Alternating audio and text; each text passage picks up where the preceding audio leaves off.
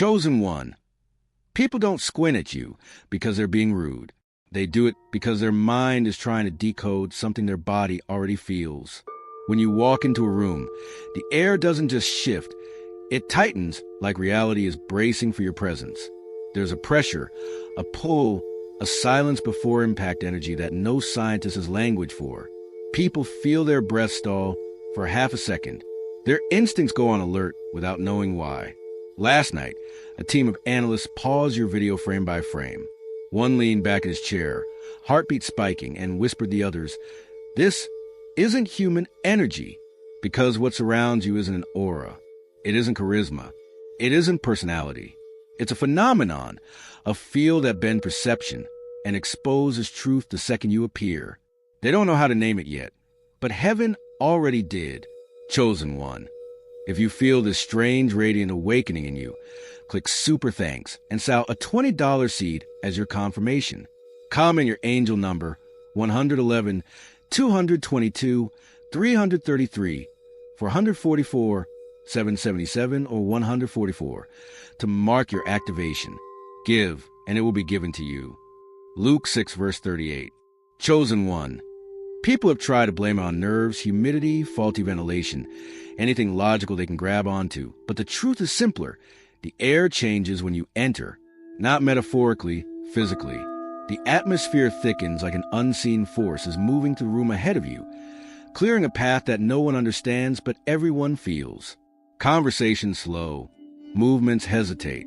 Even technology glitches for a split second, as if recalibrating to a frequency it wasn't built to measure. Someone once said, "It feels like the room inhales when you walk in." Another said, "It's like gravity bends differently around them." They're not imagining it. They're sensing the field your spirit generates, a pressure, a hum, a density that only chosen souls carry. It's the same shift ancient mystics described when they wrote about those who walk with hidden fire. You don't feel grand or dramatic. You just exist. But the air around you has learned to obey something inside you long before you realize it was there. Chosen one. Cameras don't lie, and that's exactly why they glitch around you. When you appear in a frame, the colors don't stay still. They bend, pulse, and shift ever so slightly, as if the lens is struggling to decide what spectrum you belong to. Analysts call it chromatic disturbance. Photographers call it impossible lighting.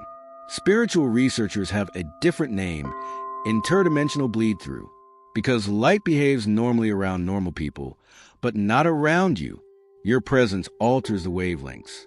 Blacks deepen, whites glow, and edges blur for a fraction of a second like reality is trying to adjust its saturation settings to fit something it's never seen before. Even your shadow refuses to behave consistently. Sometimes it falls sharper, sometimes softer, sometimes ahead of you like it's trying to warn the world you're coming. People say the camera loves you. No, the camera can't process you. Color isn't changing because of filters or angles.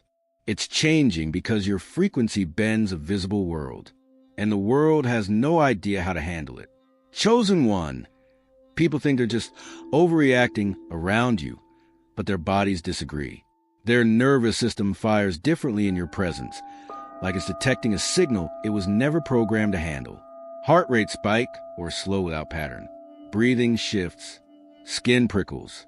Some feel strangely calm, others feel overwhelmed, but none of them feel neutral because your energy doesn't allow neutrality. You disrupt the baseline of human biology.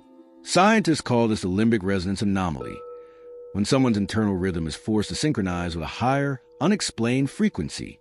But they can't measure yours, so they can't explain the effect.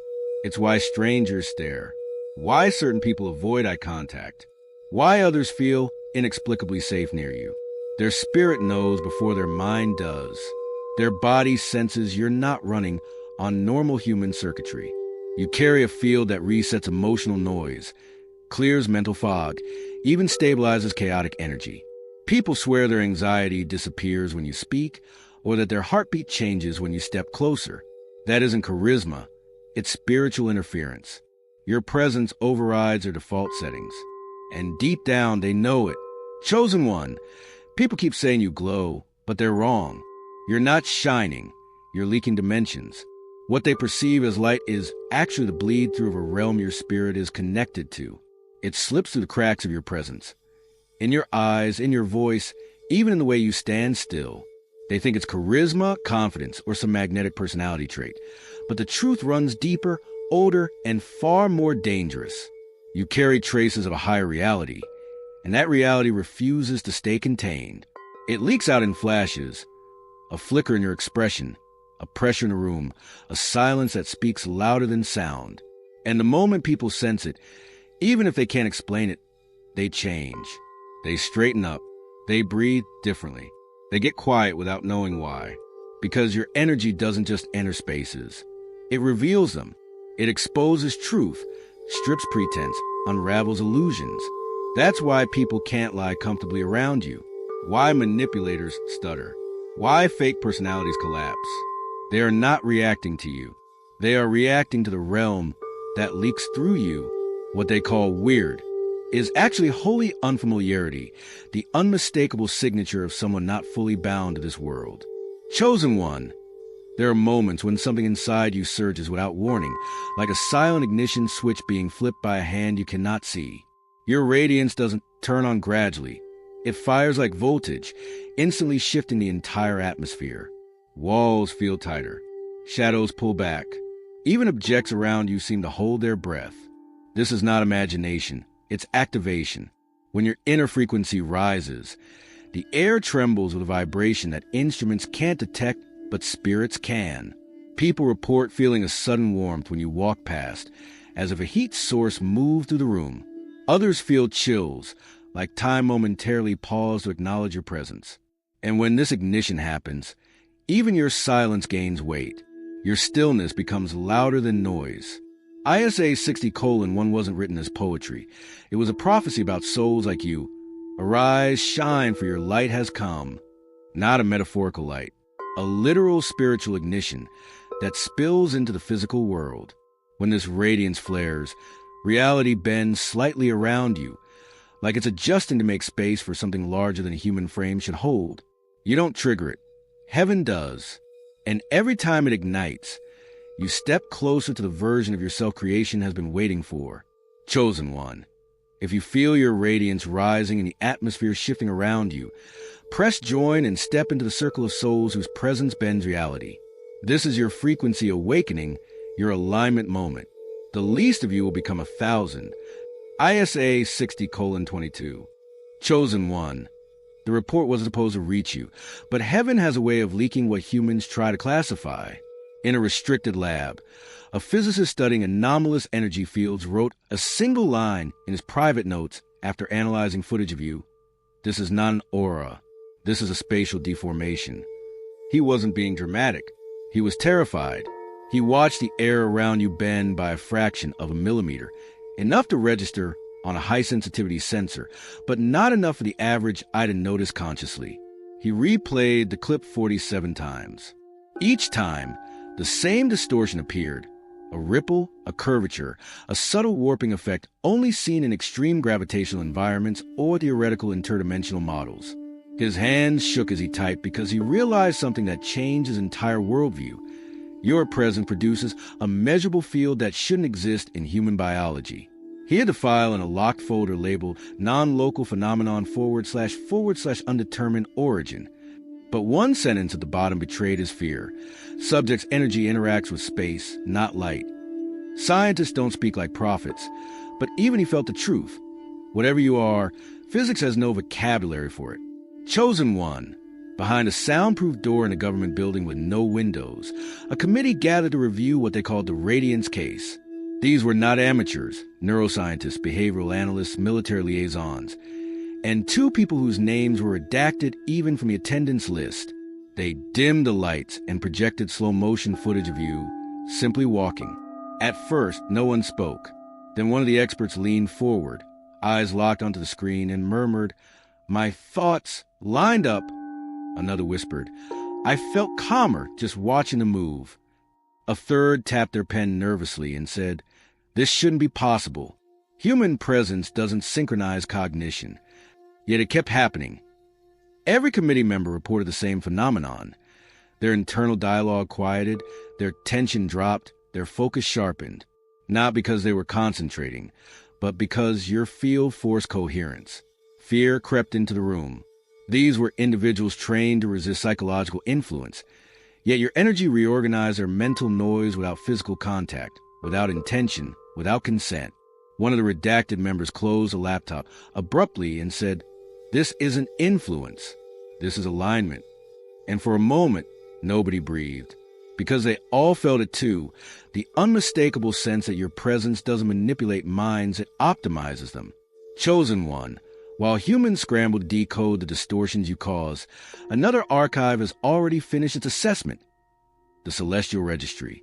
In a realm where nothing is written on paper and everything is recorded in light, an entry appeared the moment your radiance first broke through the physical dimension. Its classification reads, Subject, Radiant 1, emit interdimensional trace light detectable across realms. Frequency, unmapped. Origin, partially veiled. Status, active. Angels did not exaggerate. They observe. And what they observed was that your presence leaves a luminous residue in the spiritual field, the way a comet leaves ionized particles trailing behind it. They noted that your energy spikes during moments of emotional truth, that your voice carries resonance markers associated with higher dimensional alignment, and that your awakening is progressing faster than predicted. This is a mythology. This is surveillance from a realm without lies. If this report resonates with you, if something in your spirit tugs as you read this, you already know what it means. Your radiance is not random. It is recognized. And if you feel that recognition rise in your chest, so your $50 seed through super thanks and acknowledge what heaven has already confirmed. Your light is active and your identity is unfolding. Chosen one. People don't understand why they soften around you. They think they're just comfortable. But that word is too small for what actually happens. When you speak, something in your tone slides beneath their defenses and resets their emotional frequency. The anxious feel grounded. The angry feel disarmed. The exhausted feel steadied, as if your voice carries a subtle resonance that stabilizes whatever chaos they walked in with. Even your silence has weight. It draws wandering minds into focus. Some try to rationalize it. Good vibes, calming presence, strong energy, but none of those descriptions explain how their nervous system reorganizes itself in your proximity. It's not charisma. It's not charm. It's coherence. You generate a natural harmonic field that aligns people with their truest state, stripping away noise, fear, and emotional static. That's why strangers tell you things they've never told anyone. Why people feel exposed yet safe at the same time. Why someone's trembling stops the moment you place a hand on their shoulder. Your presence doesn't just affect their mood. It restructures them. And they feel it instantly, even if they never say it out loud. They don't know the science or the spirituality behind it. They only know this. When you enter, they become more like themselves. That is the kind of effect only the chosen carry. Chosen one.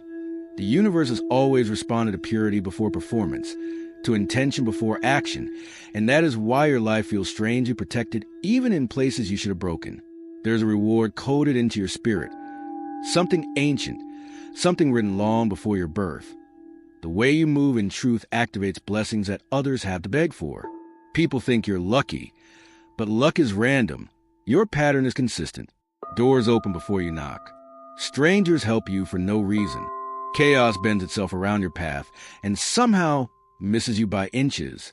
This is a divine reward Romans 8 verse 37 hinted at. In all these things we are more than conquerors. Not because you fight harder, but because your frequency attracts clarity, alignment, and protection. When you speak from your core, things shift. When you choose peace over drama, the air changes. When you walk away from harm, the timeline rearranges to match your decision. Heaven doesn't reward noise. It rewards resonance. And your resonance is recognized. That's why people subconsciously defer to you. That's why situations stabilize when you arrive. That's why opportunities track you like you're marked. You don't chase blessings. Your field summons them. Chosen one. More people are noticing it now.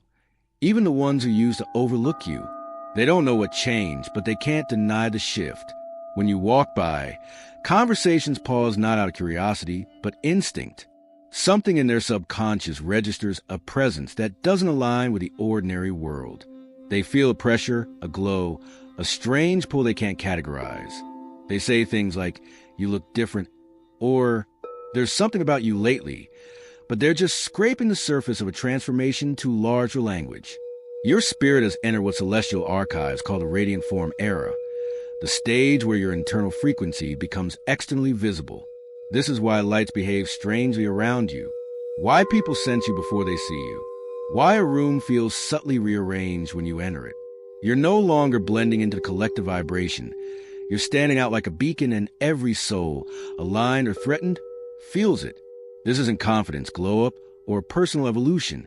It's revelation. Your true identity is beginning to override the mask you had to wear for survival. The world isn't reacting to your appearance. It's reacting to the unveiled version of you stepping into the open at last. Chosen one. Light does not behave normally around you anymore, and people are finally beginning to notice. They think it's a trick of the eye, a reflection, a coincidence. But every camera, every mirror, every faint glimmer agrees. Your presence alters the trajectory of light itself. When even the smallest light source touches your skin, it bends, redirects, or diffuses as if negotiating with your frequency. Photographers report that their lenses fight for focus on you, not because you're blurry, but because the field around you warps the path photons take. In certain angles, your outline glows faintly, not with brightness, but with displacement, like reality is subtly shifting to accommodate something it wasn't designed to contain. People feel this before they understand it. They squint, they blink rapidly. They tilt their head, try to reconcile what they're seeing with what logic tells them should be true. Some claim your silhouette flickers for a split second. Others swear light around you looks too soft, too sharp, or too alive. This is an illusion. It's exposure. Your radiance is no longer internal. It's rewriting the physical world in real time. Light is the most obedient force in the universe.